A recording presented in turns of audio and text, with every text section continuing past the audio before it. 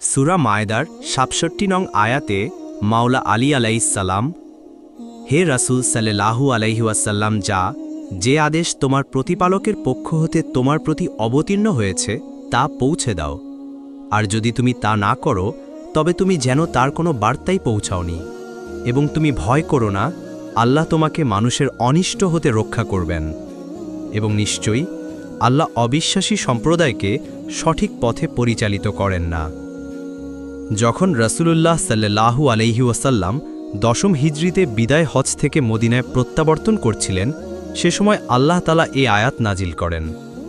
ইবনে আবি হাতিম ও ইবনে আসাকির আবু সাঈদ খুদরি হতে বর্ণনা করেছেন যে এই আয়াত গাদিরে খুম প্রান্তরে মাওলা আলী আলাইহিসসালাম এর শানে নাজিল হয়েছে। আয়াতটি মাওলা আলী আলাইহিসসালাম এর মাওলাইয়ত ঘোষণা করার বিষয়ে অবতীর্ণ, যা বাস্তবায়িত না করলে আল্লাহের রিসালাতি অপূর্ণ থেকে যায়।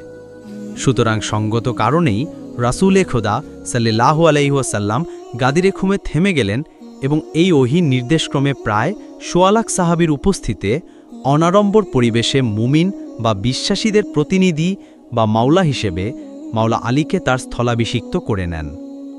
এরপর রাসূলে পাক সাল্লাল্লাহু আলাইহি ওয়াসাল্লাম তার প্রার্থনায় বলেন, মান কুনতুম মাওলা ফাহাজা আলিয়ুম মাওলা।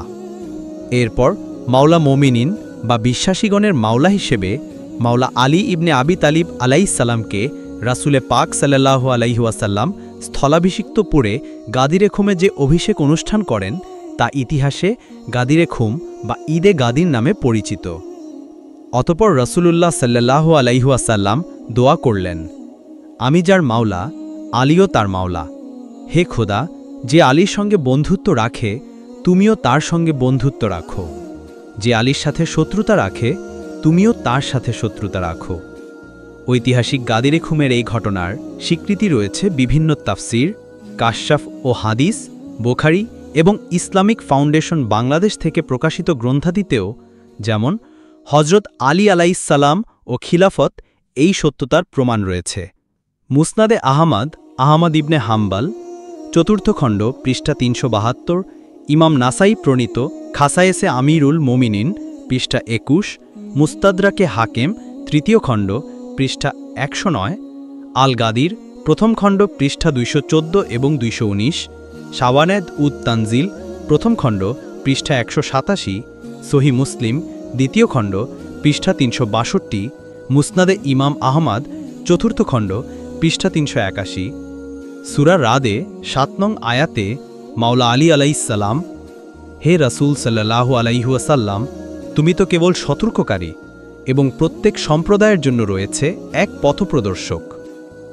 ইবনে মারদুয়া, ইবনে জারির, আবু নাইম তার মারেফাত গ্রন্থে, ইবনে আসাকির, দাইলামি ও ইবনে নাজ্জার তাদের স্ব গ্রন্থে বর্ণনা করেছেন যে এই আয়াত নাজিল হলে প্রিয় নবী সাল্লাল্লাহু আলাইহি ওয়াসাল্লাম তার হাত নিজের বুকে রেখে বললেন, আমি সতর্ককারী।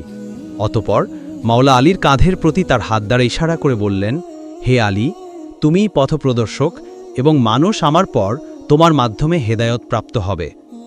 উক্ত রেওয়ায়াতটি শব্দের তারতম্যে ইবনে মারদুয়ে সাহাবী আবু বরজা আসলামী হতে, জিয়াফিল হজরত ইবনে আব্বাস হতে, ইবনে আহমদ তার মুসনাদে এবং ইবনে মারদুয়ে ও ইবনে আসাকির স্বয়ং মাওলা আলী আলাইহিসসালাম হতে বর্ণনা করেছেন। তাফসির দুররে মানসুর, ৪র্থ খণ্ড, পৃষ্ঠা ৪৫ দ্রষ্টব্য। মেশকাত গ্রন্থে। এখানেই শেষ করছি।